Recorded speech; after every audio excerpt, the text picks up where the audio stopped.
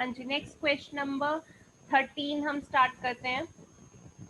13 question says as observed from a top of a 75 metre high building. अगर आप एक 75 metre high building के top से देखेंगे तो आपको lighthouse from the sea level, the angle of depression of the two ships, दो ships का जो एंगल ऑफ डिप्रेशन है वो आपको 30 एंड 45 डिग्री दे रखा है। ठीक है, तो आपको यहाँ पे if one ship is exactly behind the other on the same side of the light house, find the distance between the two ships. ठीक है, सबकी वीडियो ऑन रहनी चाहिए, वीडियोस नहीं ऑफ होनी चाहिए। हाँ जी, तो आपको अगर मैं फिगर में देखें हम तो 75 मीटर हाई लाइट हाउस है, तो 75 मीटर ये ए बी हमने लाइट हाउस बना दिया। ठीक है, अब यहाँ से अगर हम देख रहे हैं एंगल ऑफ डिप्रेशन, यानी एंगल ऑफ डिप्रेशन ऊपर से नीचे देखते हैं, तो यहाँ पे लाइट हाउस के टॉप ए पॉइंट पे हमने देखा कि दो शिप्स आ रही हैं। मान लीजिए एक शिप सी पॉइंट पे थी और एक शिप डी पॉइंट पे थी। ठीक है, तो एक के साथ एंगल ऑफ डिप्रेशन 30 है और एक के साथ 45। अब वही 30 और 45 कौन सा बनेगा?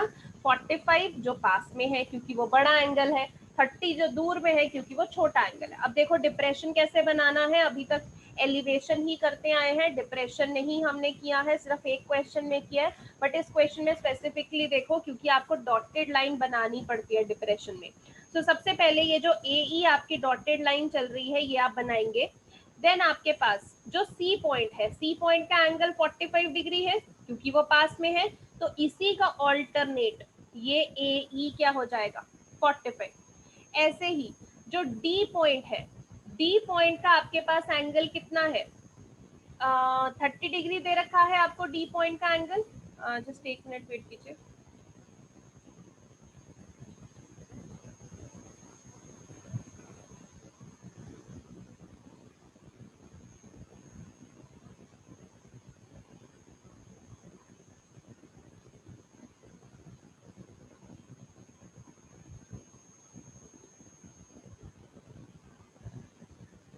हाँ जी, डी पॉइंट का आपको जो एंगल है वो आपको दे रखा है 30 डिग्री, तो इधर हमने अगर 30 डिग्री बनाया है तो आपके पास यहाँ इसका ऑल्टरनेट ये 30 डिग्री होगा। अब ये चीजें सही बनाना बहुत जरूरी है। अगर आपने ये एंगल ऑफ डिप्रेशन सही नहीं बनाया तो पूरा क्वेश्चन गलत, चाहे आपने सॉल्यूशन बिल्कुल सही से सॉल्व किया। ठीक है, तो आपके पास सबसे पहले डिप्रेशन बनाना है तो ऊपर डॉटेड लाइन होनी चाहिए। तो यहाँ पे 30 डिग्री है तो इसके ऑल्टरनेट नीचे 30 डिग्री। तो यहाँ से यहाँ 45 डिग्री है तो इसके ऑल्टरनेट नीचे 45 डिग्री। ठीक है, अब बात क्या आती है कि आपको पूछा है कि find the distance between the two ships, दो शिप्स के बीच का डिस्टेंस आपको बताना है। ठीक है, अब दो शिप्स के बीच का डिस्टेंस यानी कि एक शिप अगर सी पॉइंट पे है और दूसरा डी पॉइंट पे है तो सी से डी तक का डिस्टेंस आपको पूछ रहे होंगे, यही पूछा होगा उन्होंने। ठीक है, सो सी डी आपको निकालना है। अब कैसे निकालेंगे? देखिए, सबसे पहले हम 45 डिग्री वाली ट्राइंगल ले लेते हैं, फिर 30 डिग्री वाली। हाइपोटेन्यूज का काम नहीं है तो परपेंडिकुलर और बेस ही करेंगे हम। ठीक है, तो यहाँ पे ए बी सी हमने लिया, तो perpendicular A B upon B C, tan 45 आ गया। tan 45 की वैल्यू 1, ए बी की वैल्यू हमारे पास 75 है। क्रॉस मल्टीप्लाई जब हमने किया तो बी सी 75 मीटर आ गया। ठीक है, ऐसे ही 30 डिग्री वाली ट्राइंगल ले लेते हैं, उसमें भी क्या लेना है? Perpendicular upon base, tan 30 degree. A B की वैल्यू 75, बी डी की वैल्यू, बी डी को हम क्या लिख सकते हैं? B C plus C D. आप चाहे फिगर में देखें, बी डी को हम B C plus C D लिख सकते हैं यहाँ पे। तो यस, तो बी डी को हमने B C plus C D लिख दिया, इज इक्वल टू tan 30 की वैल्यू 1/√3। ठीक है, यहाँ पे बी सी आपके पास 75 आ गया, सी डी हमें नहीं पता है, तो 1/√3 एज इट इज। अब क्या करेंगे? क्रॉस मल्टीप्लाई, तो इधर 75√3 आ गया। 75 प्लस सी डी इंटू 1 करेंगे तो 75 प्लस सी डी। अब सी डी निकालना है तो देखो ये 75 लेफ्ट में आएगा तो माइनस होगा। अब दोनों में से 75 कॉमन ले लिया, √3 माइनस 1 बचा। तो आपका सी डी जो कि distance between the two ships है वो 75 इंटू √3 माइनस 1 है।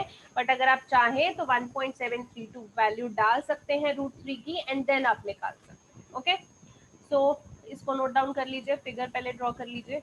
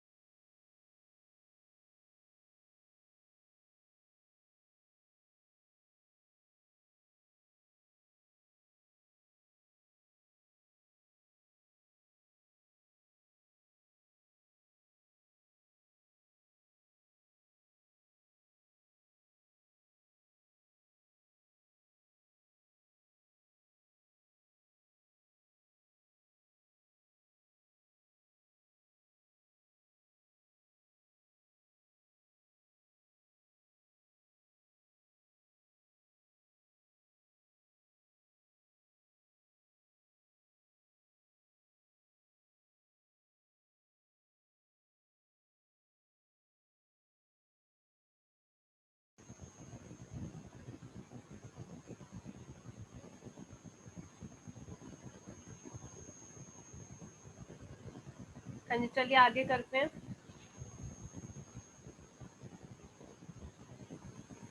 Question number 14। Question number 14 says a 1.2 meter tall girl spots a balloon moving in the wind in a horizontal line at a height of 88.2 meter from the ground। ठीक है, तो अगर हम यहाँ पे फिगर देखें तो ये तो आपकी बुक में बनी हुई है, हम ड्रॉ करेंगे। तो सी डी एक हमने 1.2 मीटर टॉल गर्ल बनाई, डी एच हमारा बेस है। ठीक है, ये बलून को स्पॉट कर रही है जो कि हॉरिजॉन्टली मूव कर रहा है। मान लीजिए पहले बलून ए पॉइंट पे था, बाद में बलून बी पॉइंट पे पहुंचा। बट अगर हम ग्राउंड से देखें तो इस बलून की हाइट कितनी चल रही है, 88.2 मीटर। ठीक है, important question. The angle of elevation of the balloon from the eyes of the girl at any instant is 60। अब eyes of the girl से देखना है। ठीक है, ये C पॉइंट पे गर्ल की आई होगी, तो यहाँ से मान लीजिए बलून पहले A पॉइंट पे था, तो C से A तक जब एंगल ऑफ एलिवेशन देखा तो उसने 60 डिग्री बना। ठीक है, देन आफ्टर सम टाइम उन्होंने बोला है कि after some time the angle of elevation reduces to 30 में रिड्यूस हो जाता है, यानी बलून थोड़ा दूर चला गया होगा तभी 30 बना।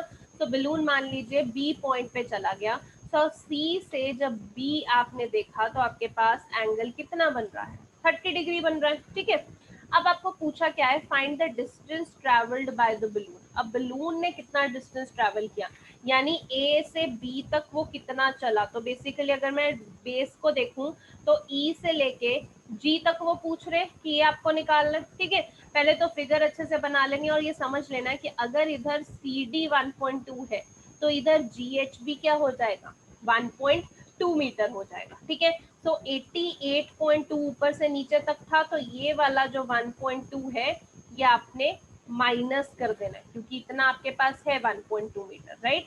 तो इसमें से माइनस कर देना है, तब आपके पास कितना आएगा, बीजी आएगा। ठीक है, सो हम सबसे पहले दो ही ट्राइंगल्स लेते हैं, सो वही अभी भी लेंगे। सो एक ट्राइंगल हमारी 60 डिग्री वाली है जो कि है ए सी, एक ट्राइंगल हमारी 30 डिग्री वाली है जो कि है बी सी जी। तो सबसे पहले हम 60 डिग्री वाली ट्राइंगल में देखते हैं, टैन ही लगाते हैं क्योंकि हाइपोटेन्यूज ज्यादा काम में नहीं आता है। तो tan 60 degree perpendicular upon base. ठीक है, अब देखिए यहाँ पे ए ई की बात की गई है, तो मैंने आपको बताया ए ई कैसे निकालना है। आपके पास ये ई एफ नहीं होना चाहिए, ए से एफ तक तो 88.2 चल रहा है और ई से एफ तक कितना चल रहा है, 1.2। तो ए ई कितना आएगा, 88.2 में से 1.2 माइनस कर देंगे, तो वही यहाँ पे लिखा है। और नीचे सीई हमें नहीं पता, तो एज इट इज। तो tan 60 की वैल्यू √3। ठीक है, अब इनको माइनस किया तो देखिए 87 आ गया, C E as it is equal to √3। यहाँ से क्रॉस मल्टीप्लाई करके हम सीई की वैल्यू निकाल देंगे 87/√3। अब आप बोलेंगे 29√3 कैसे आया सीई की वैल्यू, तो 29√3 हमारी इस तरीके से आई कि यहाँ पे आप इसको रैशनलाइज कर सकते हैं। तो इंटू √3/√3 करेंगे तो आपके पास कितना आ जाएगा, 29√3 आपके पास आ जाएगा। ठीक है, अब दूसरी ट्राइंगल लेते हैं। फिगर में देखिए दूसरी ट्राइंगल बीसीजी है, वो आपके पास 30 डिग्री है। तो यहाँ पे बीसीजी में भी क्या लगाएंगे, tan 30 degree, tan 30 degree perpendicular upon base. ठीक है, अब बीजी, बीजी भी कितना है, वही 88.2 में से 1.2 माइनस करना पड़ेगा, यानी 87 आएगा। आप डायरेक्टली 87 भी लिख सकते हो। ठीक है, अपॉन सी जी tan 31/√3, क्रॉस मल्टीप्लाई करेंगे तो सी जी 87√3 मीटर्स आ जाएगा। ठीक है, अब बात आती है बलून ने कितना डिस्टेंस ट्रेवल किया। अब आप देखिए यहाँ पे फिगर में आपको निकालना था ए से लेके बी तक, यानी ई से लेके जी तक। अब सी से लेके जी तक जितना चला होगा उसमें से सी से लेके ई माइनस कर देते हैं, यानी सी जी में से सी ई माइनस करते हैं तो ये इतना आ जाएगा ई जी। ठीक है, तो वही निकालना है। यहाँ पे देखिए आप ई जी कैसे निकालेंगे, सी जी माइनस सी। तो सी जी आपके पास 87√3 था, ये आपके पास 29√3 है। तो 87 माइनस 29, 58√3 मीटर आपके पास डिस्टेंस ट्रेवल बाय बलून आ गया। ठीक है, फिगर बना लीजिए इसको अच्छे से।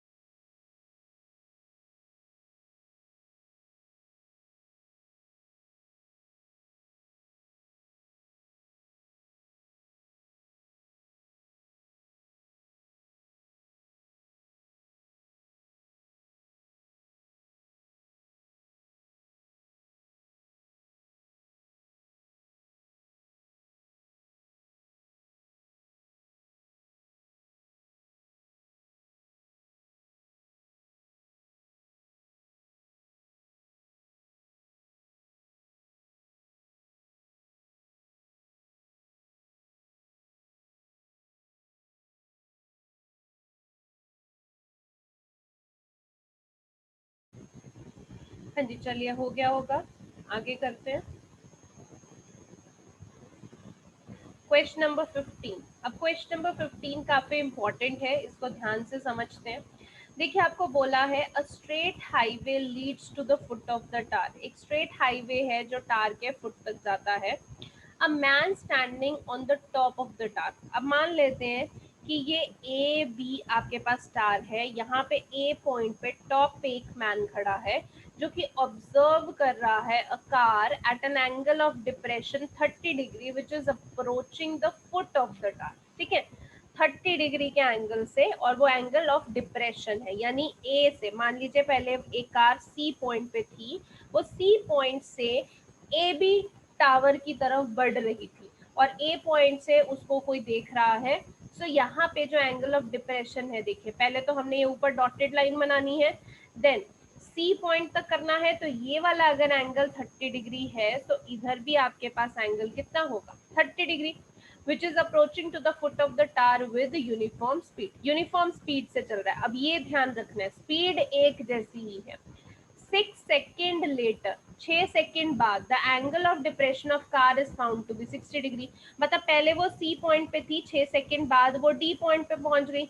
यहाँ पे आके एंगल ऑफ डिप्रेशन, ये एंगल अगर 60 है तो यहाँ से यहाँ भी क्या हो जाएगा, 60 degree. Okay, find the time taken by the car to reach the foot of the tower from this point.